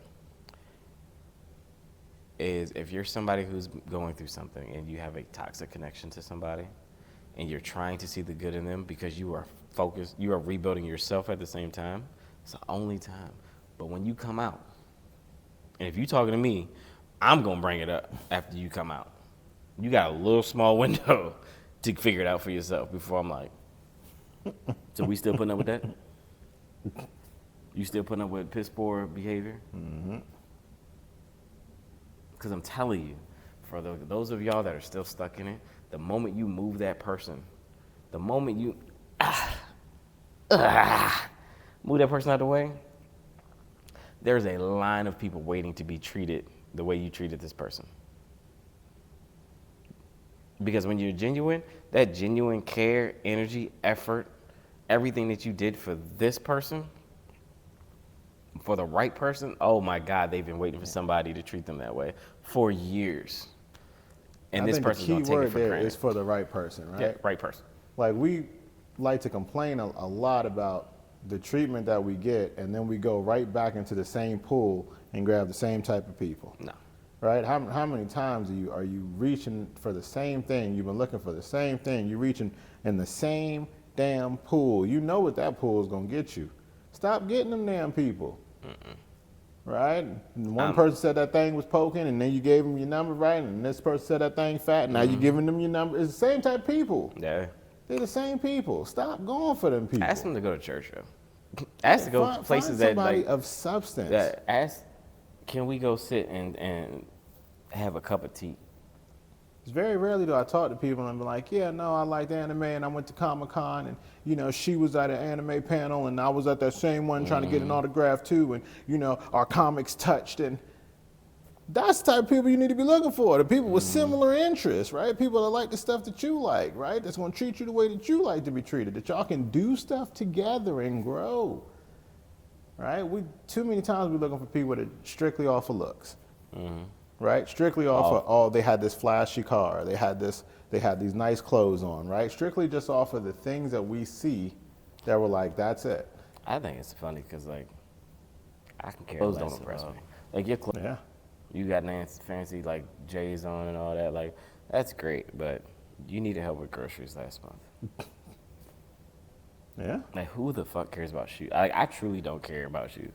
Shoes are made. I used to be into sneakers, which is why I still have some nice sneakers.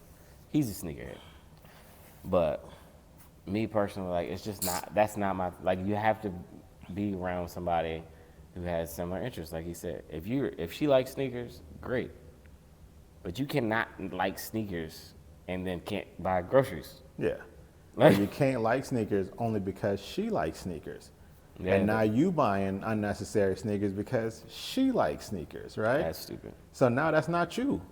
That's what I mean when people say they fall in love with somebody else and fall out of love with themselves. Mm-hmm. Now you out here doing stuff that you wouldn't normally do, that you don't like to do, because you're trying to impress her, and vice versa, right? Girl, if you don't like some stuff, but now all of a sudden you trying, oh yeah, touchdown, and you're like, girl, this is basketball.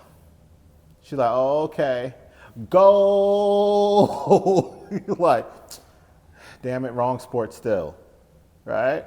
You're just trying to be somebody you're not. Find Yeah. somebody that's gonna like the same stuff you like. Yeah. And not everything's gonna be the same. Like Yeah. they're not gonna like everything you like. Like I'm in the gym, been in the gym 5 days a week, every week for 20 plus years. I don't look for somebody like you don't have to love the gym the way I like it. Do you have to occasionally go? Probably. You don't have to have a membership, but occasionally, like if we've talked for 4 years, you should have at least gone to the gym twice with me. But I think the biggest thing about those is understanding, right? I was thinking about that earlier today. Like you don't have to like exactly the same things I like, but you have to have that understanding, right? Yeah. And you got to also understand that it's okay not to understand some things. Yeah. Right? I was thinking about some of my past relationships, right? And they're like, oh, well, man, I hated that you always work the weekends. I'm like, well, yeah, I work retail. The weekends are the most important days of the week, right? Yeah. Just because your job, you're off on the weekends, like, it doesn't now diminish that I have to work weekends. Like, and if anybody who was really with me understood that, then they would love me for that. They'd be like, okay, cool. Well, let's set up. Let's try to do something on let's both make a day off. Let's go ahead and try to see if we can rearrange our schedule to accommodate the both of us. Yeah. Not, oh, your job is less important, so you should be taking this day off, or my job is more important, you should be taking this day off. No, let me accommodate, right? Let's meet where it's good for both of us, right? The same thing. If you go into the gym, right? Cool. If she don't like to go to the gym, all right, cool. Cool. Right? But she has to understand that you want to go to the gym. So that means when you get home from the gym, you don't need to hear, oh, here you go again with the gym. You at the gym again. It's been, oh, you go to the gym 5 days a week. You know we Don't had nobody that. else going You 5 already- days. Already Exactly. know we had. I remember when you was sitting there having to listen to it. I'm like, there's no way you go to the gym this much. Who's at the gym? I don't know a lot of people. What women are at the gym? But Women now that you have- can't live your life and do the things that you like to do, or Yeah. even worse, That was- you start that was miserable. to dial it back, right? You say, okay, well, yeah, baby, maybe I can only go to the gym 3 days a week, right? Yeah. So now your progress is less. Yeah. Now, if you want to compete, you want to do a show, right? You're taking progress away from yourself, right? And too many people do that. Too many Yeah. people will start to diminish the things that they love to do to appease somebody else. When if you were with the right person, they would understand. If you were with the right person, they would encourage you. Do you remember? There's a video I posted, and I remember deadlifting with Dre at Export, and I will never forget. This is the dumbest moment I've ever had.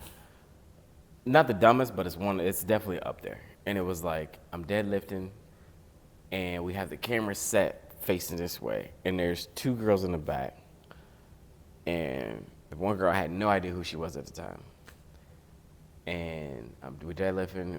It's 5 plates, I think, on each side, or 4 plates, whatever. You know, we're younger, so it was heavy back then. And you're lifting, boom, boom, and they're like right there, and they're looking. Only thing they're doing is like they're looking and they're putting their hands in their ear because it's loud. Who is that? I was like, what? Who is that? Why are they paying so much attention to you? Why are they? Oh, she's obviously interested. I'm like, you talking about one of the many people that you see in the video staring at us lifting? Because he's yelling at me. He's yelling at me to go, like pushing you to keep going, and it's making a lot of noise in a family gym where most people don't lift heavy.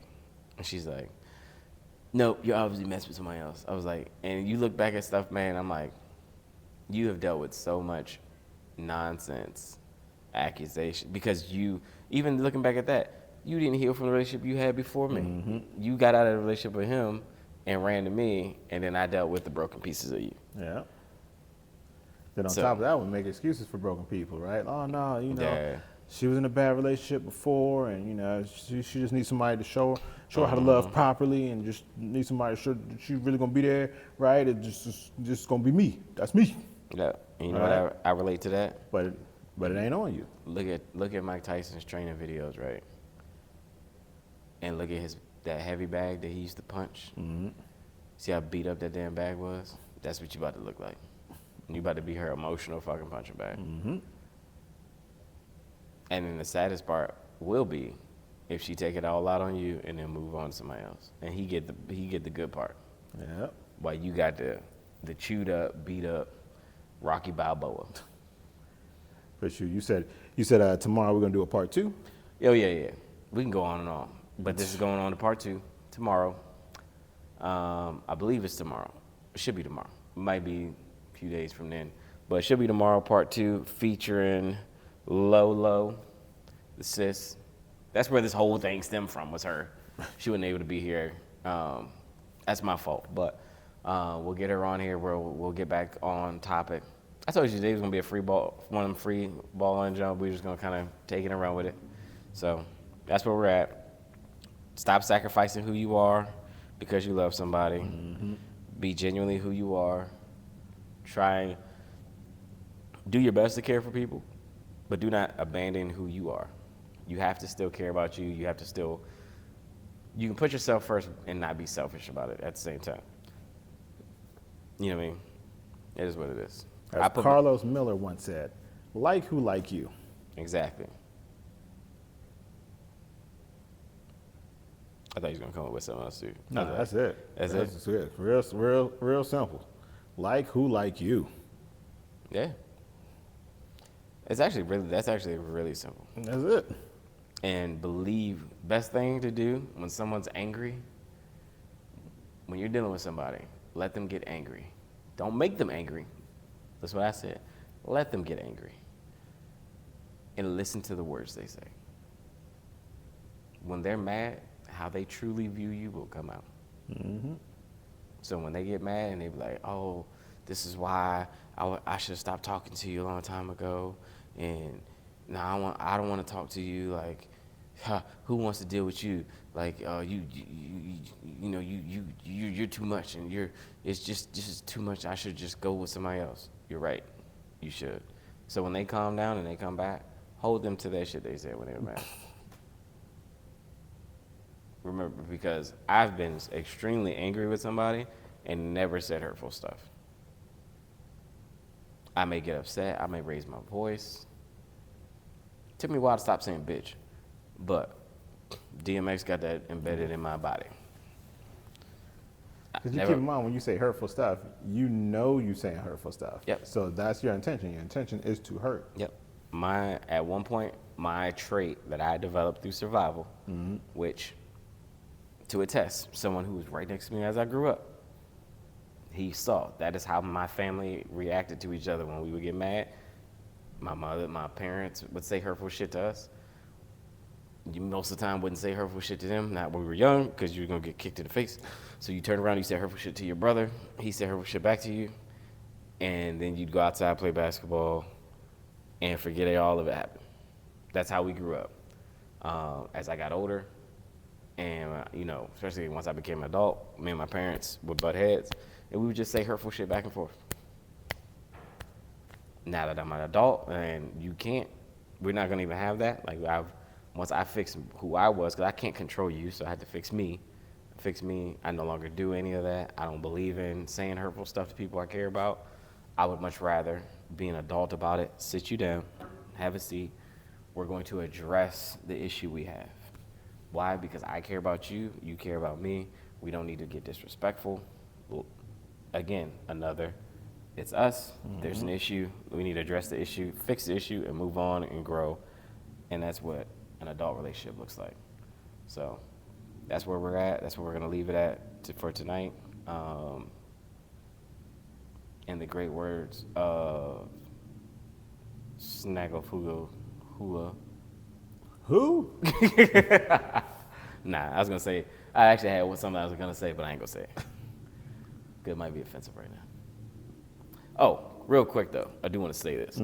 So, we all are aware of the social media relationship that is on display for everybody right now. The Desmond Scott and I think Christy Scott or Who are these people? so big. They're influencers. She was like the main influencer initially. He's like a high paid You know chef. what? I don't know who they are by name, but I know The light when I skin, see it. light, Yeah, real light, 'cause yeah. she, gorgeous ass woman. Yes. That's a handsome dude too, man. Yeah, he is. He's a handsome dude. Very gorgeous couple. You Yeah. know, to be honest, I never thought it would happen. I did notice over time, he did seem bothered in the videos. Like at one point he was like very playful, very like his laugh. I remember his laugh used to stand out to me because he just sounded like such a happy guy. And you fast forward further down, he started looking very unhappy in the videos. So recently, you know, that she came out, he cheated and blah, blah, blah. She wants a divorce. Of course, social media on fire. You know, oh, he cheated, he's piece of shit, da, da, da, da. So he came out with his statement. He apologized for stepping out, but he did say he told her he was unhappy. He asked for a separation. She said no. My standpoint, and I just want to touch on it because I'm not getting into the weeds about it. None of us know what truly happened. There's been a lot of speculation of what happened with the relationship. This is what sucks about if you are a social media or celebrity couple. But he admitted to cheating? Yeah, so that's what happened. He cheated. Yeah, but the speculation is he was unhappy before because maybe they believe she might have cheated. That's never gonna come out. He's not gonna. That statement, what he said in that statement, is what he's gonna put out. He's probably not the way he put that out. He's probably not ever gonna address it again. Anything that he did not feel the need to say in that moment is not. He has deemed it not important for y'all to know. But the facts that we got is what? He cheated, right? Which Which makes no sense. You don't need her to agree to a separation. Yeah, Like- that's what I was thinking too. Like that's not how it works. So maybe he, in reality, being in one of those situations, and this is why I say we're not getting into the weeds of it because there's so much stuff that could have happened. Yeah, My situation was similar back in the day. I wasn't happy and I was told my kids would be used against me. So I stayed. For as long as I possibly could mentally. But in reality, we don't know any of that. So we can't talk about it. The one thing we know, and I'm going off what they've said, he cheated, he asked for separation, she said no, which it could even been she wanted to just work on it. No, babe, please don't go. It is what it is. But the reason I brought it up wasn't to go back and forth about what it is or whatever. It's if you look at this situation, and this is why they say misery loves company. The moment it came out, every single person, and I'm say single as in relationship status, every single miserable fucking person on the planet came out and had,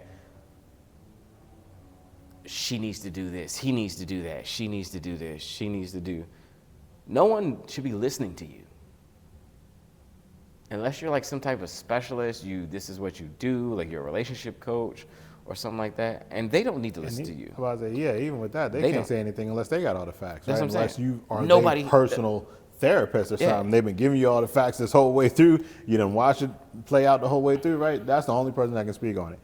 But other than that, I mean, shoot, that's I got a friend that's always he always hits me with well, you know, people are saying this or people are saying that. I always like, what people, man? Like, people gonna be saying stuff for forever, right? If you listening to that, you always gonna be in a bad place. For me, it don't matter. I made one, somebody sent it to me, they were like, yo, what do you think, blah, blah, blah, you know, this is wild, and I gave one statement. I don't know the specifics of their situation, nor do you. We only know what was released. I do know this. They were a married couple with children. Divorce is hard on everybody, even if they put a good face on for social media. At the end of the day, there are still children involved in this that are going to take the emotional brunt of this. I pray for the children involved, and I hope peace amongst the entire family. That's it. All the, oh, girl, you need to go live your life, and you need to go. No, I have yet to see one comment about the children. And I went, actually, earlier today, I saw a post. I guess he got a new house or something, and it was posted in my Explore thing, and I was like, oh, so I click it, and I, go down the rabbit wheel real quick, the rabbit hole, and I scroll to see the comments. And, it's nice to see people supporting them and like, bro, I hope you recover from this and da da da da da. But, and of course you got the haters single, and stuff. you got the single ass women like, oh, you wouldn't be nothing if it wasn't for her. You riding off her influence and da da da da da. So you realize he was actually a pretty big name chef before their relationship, before, they pushed him because he didn't have a social media following. He didn't have an Instagram. Right? He didn't have an Instagram, and then from her page, people kept telling him to make one. He made one, was just like, I think it was just cooking and stuff, and he only followed one person, her. Now he's got he follows a bunch of people now, bro. He's up to like, I think 12 people he follows. He's my role model. I want to follow 12 people. But nah, I just brought that up just for that. Like, I love any example of how you can see, like, you have these two people that you don't know them. You just know them from social media. And the moment they go through something, like, everybody's acting as if they're, like, best friends with them. They're in their pocket or something like that. You don't know these people. You have no idea who they are. Stop acting like you know what's going on. And then there's always somebody in the comments like, yo, yeah, I got top flight information that da-da-da. You don't know shit. You don't know shit. Shut up.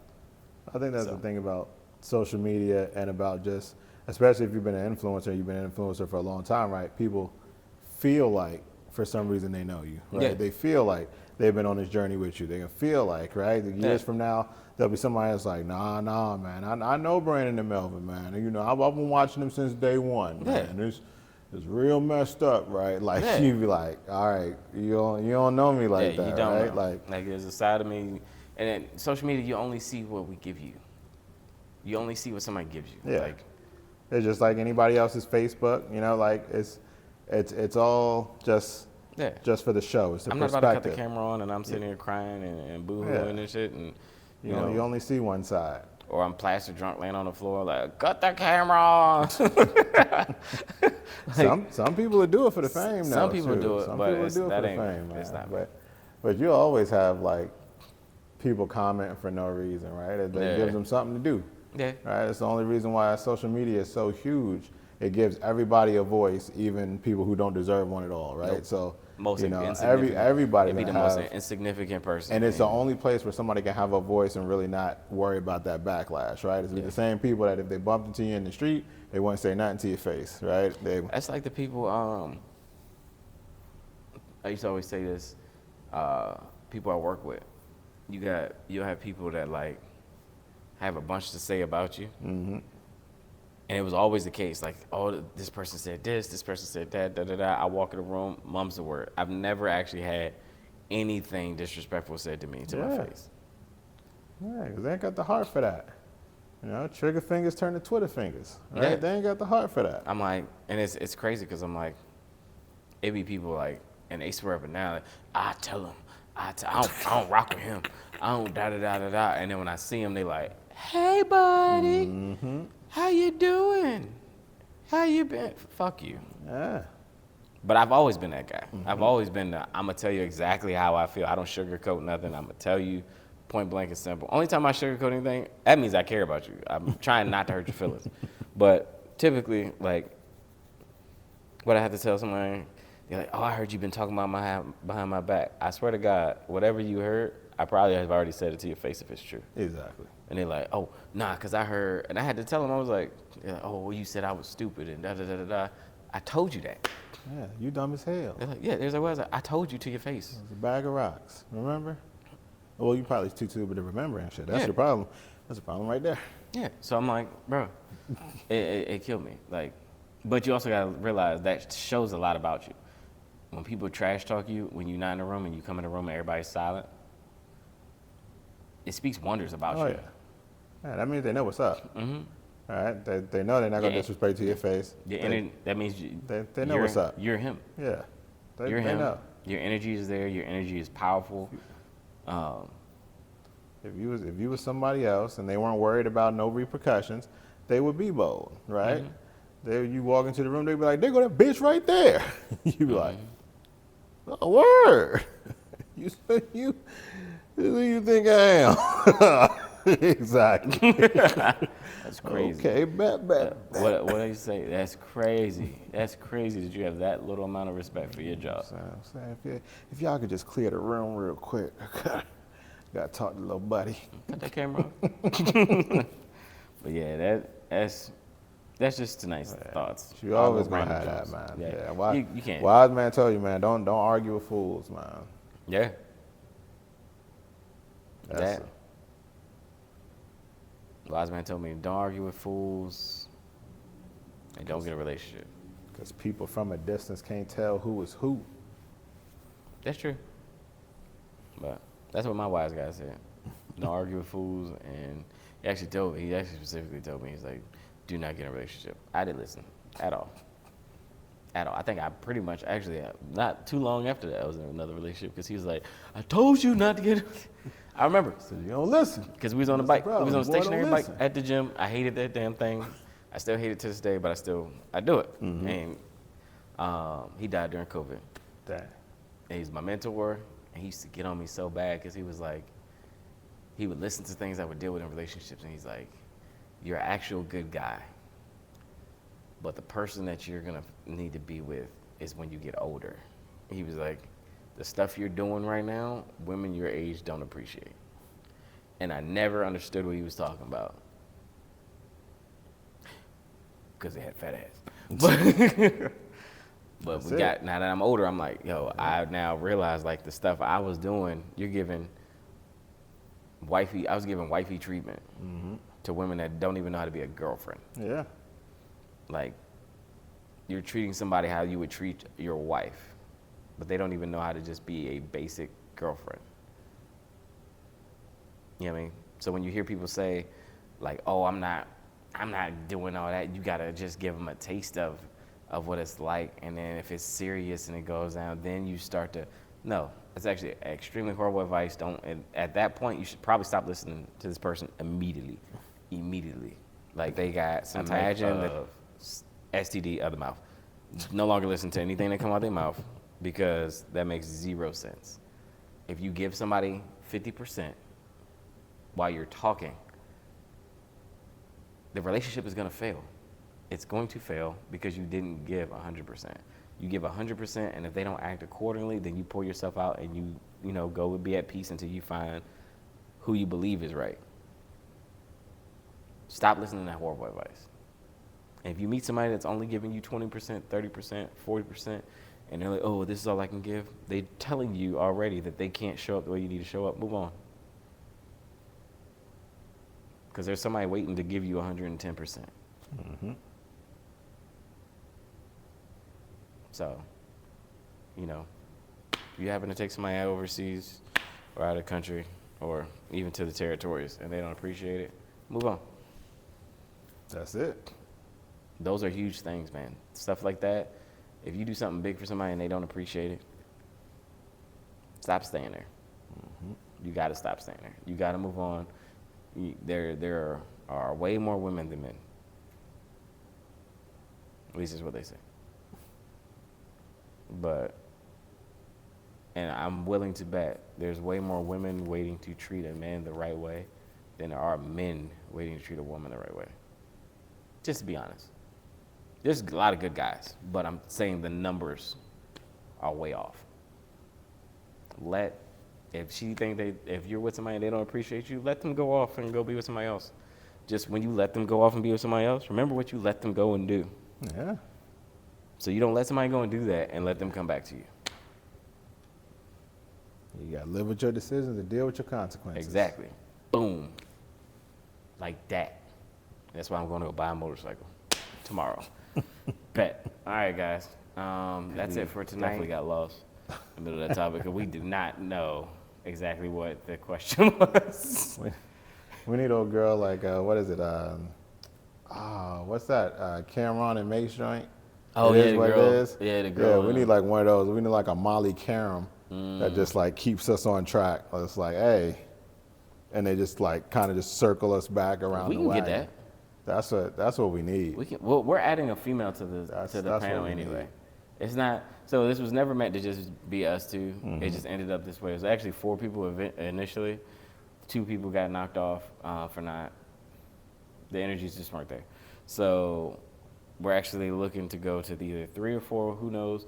We are looking definitely for at least one female. So we'll see how that goes. I have a few thoughts. Shit, the name skips me. She was on before, and she was really good. Oh, okay. She's good, but who knows? We'll see. You know what I mean? Yeah. But on that note, I got some paperwork I gotta go file. Some duty I gotta go bust. Some Call of Duty. You know what I'm saying? Pause. But definitely hard pause. Yeah. But all right, guys. Again, I'm Avery. Melvin. And we'll get it.